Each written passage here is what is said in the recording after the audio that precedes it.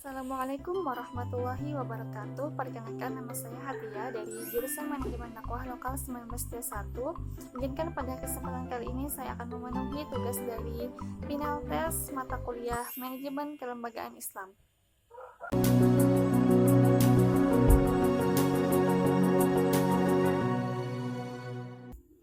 Apa itu pasar modal? Pasar modal berdasarkan Undang-Undang Nomor 8 Tahun 1995 Pasal 1 Angka 13 dijelaskan bahwa pasar modal adalah kegiatan yang bersangkutan dengan penawaran umum dan perdagangan efek perusahaan publik yang berkaitan dengan efek yang diterbitkannya serta lembaga dan profesi yang berkaitan dengan efek. Pasar modal merupakan pasar untuk berbagai instrumen keuangan jangka panjang yang bisa diperjualbelikan baik surat obligasi, saham, reksadana, ataupun instrumen yang lainnya.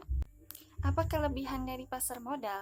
Nah, keuntungan investasi di pasar modal: 1. Pencairan mudah dan praktis. Jika kamu butuh uang cepat, caranya mudah. Kamu tinggal menjual efek yang dimiliki. 2. Nilai investasi bisa terus meningkat. Jika dibandingkan dengan menabung, investasi di pasar modal jauh lebih menguntungkan. Kamu punya kesempatan untuk meraih keuntungan berlipat seiring dengan berjalannya waktu. Perbedaan pasar modal syariah dan konvensional. Perbedaan pasar modal syariah dengan konvensional dilihat dari berbagai aspek, yaitu dari segi indeks saham konvensional dan indeks saham Islam, instrumen yang diperdagangkan, dan mekanisme transaksinya. A.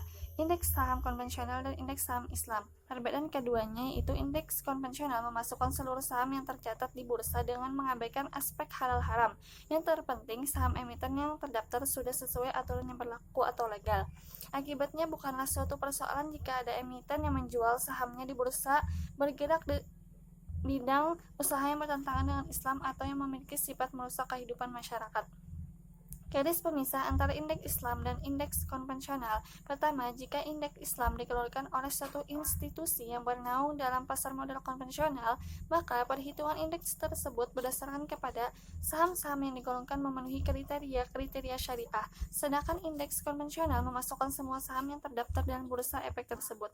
Kedua, jika indeks saham dikeluarkan oleh institusi pasar modal syariah, maka indeks tersebut didasarkan pada seluruh saham yang terdaftar di dalam pasar modal syariah yang sebelumnya sudah diseleksi oleh pengelola.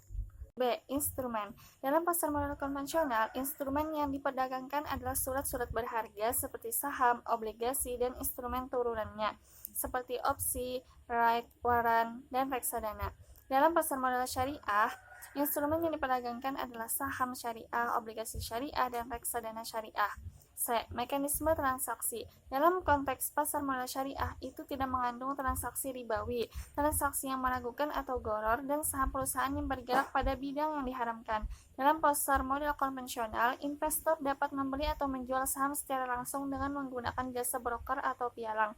Keadaan ini memungkinkan bagi para spekulan untuk mempermainkan harga.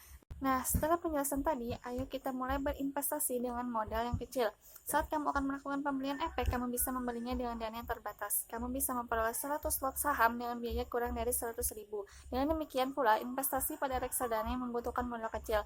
Tentunya mari berinvestasi di pasar modal syariah karena jelas kehalalannya.